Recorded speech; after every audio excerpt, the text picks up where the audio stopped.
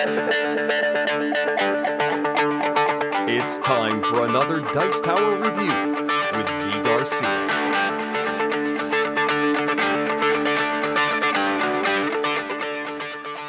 Hey everybody, today I'm taking a look at Nautilion, the latest game in the Oniverse series of games, as it says up here. The first game in this series of games for 1 or 2 players is a game called Oniverse, which is one of my favorite games of all time. I absolutely adore that game. So every time a new game comes out in this series, I'm very excited about it. Cautiously optimistic because nothing's really come close to the first one, but I'm always very excited about what the new one is, how it works, all of that. This one, as I said, is no different for 1 or 2 players, cooperative game, but this one centers around rolling dice. Let me give you a look at how this works, and then I'll tell you what I think of this one.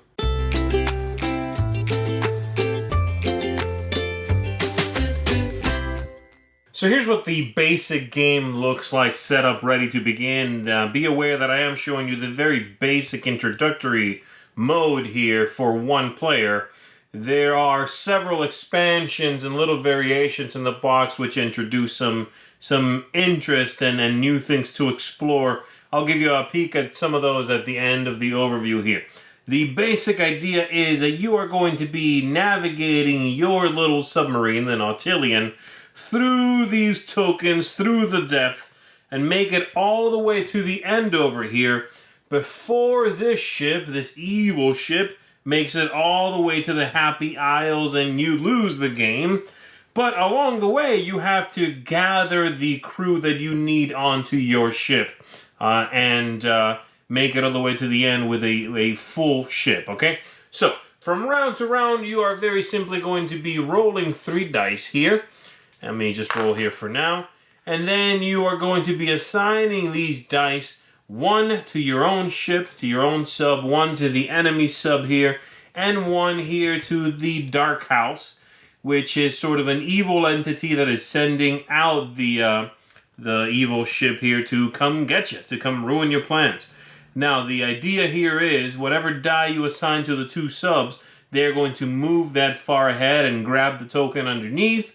The one you give to the Dark House here, you want it to not be a 3 or a 4, and these dice only go up to 4.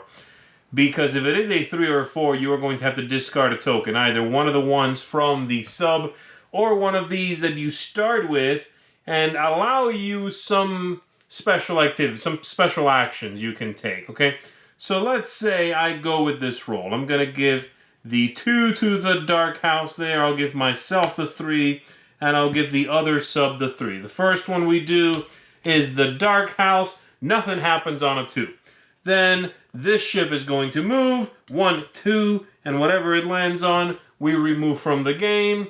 And then my own is going to move, 1, 2, 3, and whatever I land on, I have a choice. I can either make it part of the crew and put it on the sub, or I can turn it face down and give myself more tokens for special actions later on, okay? So let's say I'm going to start up the crew here. So I'll put it on the 4, I gather up all 3 dice, and I roll again. So this is what I got, 2 2s and a 4. Now here's the trick as far as how you build up the crew on the ship. You can only ever put, the first person you put on here can go anywhere, but after that you can only put them on connecting air ducts. Now this sub here is pretty basic. It's one of the introductory ones. So from the 4, I could put the 9 in play, I could put the 3, or I could put the 5. But any of the other ones, I would not be able to put into play. If I take that token, that's fine, but I have to put it over here into my pool. But I'm not really that happy with this roll. So instead, what I'm going to do is I'm going to do one of these special actions. The first one allows me to spend one of these tokens and re-roll all 3 dice. The second one allows me to spend 2 tokens and make a die whatever I want it to be. And then the last one allows me to also spend 2 tokens and switch 2 of the tokens out here in the path, which becomes very important, especially later on when you realize what you need is no longer in front of you, and so you're going to have to be tricky and put it in front of you, okay? So I'm going to spend 1 and I'm going to reroll. I'm going to re-roll that. That is somehow worse. I'm going to do it again. And I'm going to go with that because I keep, I could keep going, but I'm going to stop. So I'm going to give myself the 4. I'll give the Dark House the 2. I'll give the other guy the 2. This one doesn't do anything, so good. And this one's going to move twice. And I get rid of that token. And then I myself am going to move 4 times. 1, 2, 3, 4. I land on a 2. I cannot put it here because it's not next to the 4. And so I just have to give it to myself as a special token. And again, I would gather up my dice, roll, and play again. Let's see here. That's not really that good either. I could do something like this where I spend 2 of these, for example, and I can just make one whatever I want it to be. So I could turn this into a 1, for example, if I want to slow them down. Do this and give myself the 3 because I definitely want to hurry up. I don't want to get to the end here before the enemy ship arrives at the Happy Isles, but I have to be picking up things along the way. So far my rolling is actually not that great. But that's basically it. That should give you an idea of how the game works. Fill this up, get to the end before the enemy ship gets all the way to where you started, and try not to put 3s and 4s out here. For every 3 and 4 that does end up here, I have to give up one of these or one of these, which is definitely not good. Now, besides that, you have also lots of other configurations for your sub. So this is one of the easiest ones. Then you have this one here, which has some interesting connections that only touch in a specific place. So, for example, the 6, 1, and 2 here only connect out of there through to the 5. You have other different layouts of this stuff. Some are quite tricky and challenging, like this one here is a beast because when you start, no token touches more than 2 others. So, assuming I had done the same thing, I played out that 4. It's 3 and 5. That's it. And then after that, it's the one after it, right? So once I play out the 5 on there, it's just the 9 after that. Very, very tricky layout in this one. And there's a few other ones, as I said. One of the expansions is the Mages, which introduces this board here and several tokens with A's, B's, and C's on them. You're going to shuffle these into the numbered tokens for your crew and then lay them out randomly to make the path. The objective of the game is now slightly different. You need to have the A, the B, and the C here on this board in order to win as well. However, if you draw a 1, a 4, or a 7, you get to put them there as well, and those are the Mages. And for every one of those combinations that you have, so let's say I have the 7 here with the C next to it, I get a free re-roll of 1 die from now on. So it's very powerful. It's a little bit trickier to manage, and you have to do a little bit more, but you do get that extra boost out of it if you manage to make the combination you need to for the Mages. Here's another one, the Reefs. And let me get these out of the way here. The Reefs are these, and you are going to put these next to the tokens that make up the path. Every 3rd token's going to get one, and so let me just make myself a little path here to give you an idea of what I'm talking about. You're going to just basically stick one of these on every 3rd token, like so. And then when the Phantom, when the bad ship lands on one of these, it just gets rid of both the token and the reef. But when you yourself land on it, let's say I land on this one, I would take that, and I would either put it on the board or utilize it for later on, right? And then on the next turn, I'm going to roll a single die before I start, basically. I'm going to roll a single die, and if I get a 3 or better, which I did, I can then keep the reef as a special token just like the other ones, okay? I can cash it in for special actions. If each reef has a 3, a 6, or a 9 on it, if I already have that crew member, I get to add +1 to my roll here. So I'm more likely to be able to conquer that reef if I've already got the character that helps me do that. There's a little symbol on those characters, in fact. Barely visible, really, unless you're paying attention, but there's a little symbol there that lets you know it helps you with that expansion. And so that's the reefs. And as I said, there's a few different ones. There's some that utilize cards.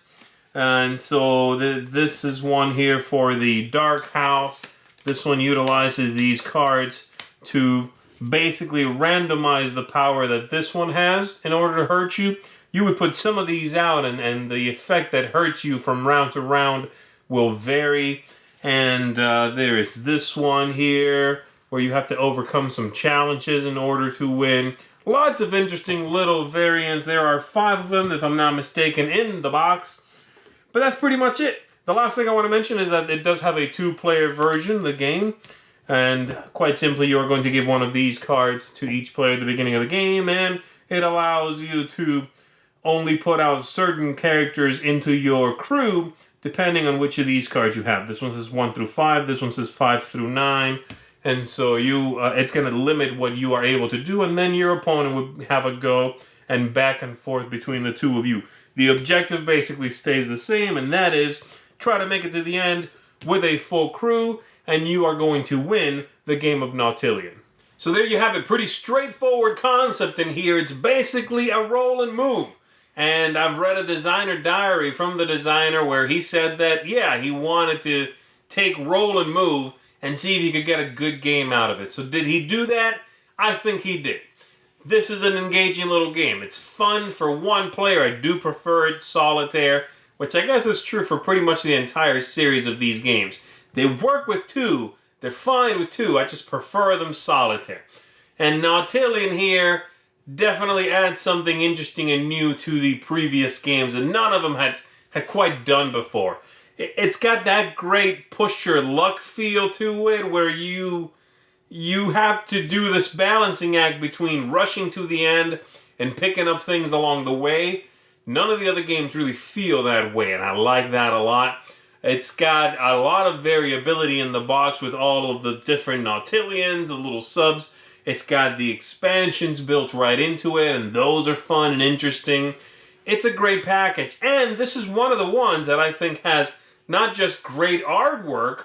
They all are from the same artist. This one has great artwork, but it also features that artwork in big splashy cardboard on the cards. It doesn't... one of the ones, or a couple of the ones before, had the great artwork, but it was on tiny little bits. It was sort of hidden behind icons and things like that. This one, it's front and center, and I really enjoy being able to look at all that interesting, quirky artwork that the game features. Very cool. Stands toe-to-toe with the other games in the series and does it well. I don't like it as much as Oniverse, but then again, as I said, I think that one's spectacular. And this one is good. I'm going to keep on playing it. Love how quick it is to set up, to throw the dice and play. Boom, boom, boom, boom, boom. The cadence is great. It's a quick game. And adding the expansions quick and easy and really fun. So definitely would recommend it for solitaire gamers out there looking for something to get into, something that, yeah, it's got some luck. Yeah, you're not quite sure how things are going to go, but it gives you the tools to manage most of that. And it's engaging, you know, your turns are both simple and fun. Check this one out if you're looking for a good solitaire game that plays quickly, Nautilion. Thanks so much for watching the Dice Tower videos. Find more great videos and reviews, as well as our top-rated audio podcast at Dicetower.com. You can also find other great shows at Dicetowernetwork.com. I'm Eric Summerer, and you've been watching The Dice Tower. The Dice Tower is sponsored by Cool Stuff Inc., where you can find great games for great prices. Cool stuff in stock. Check them out at CoolStuffInc.com.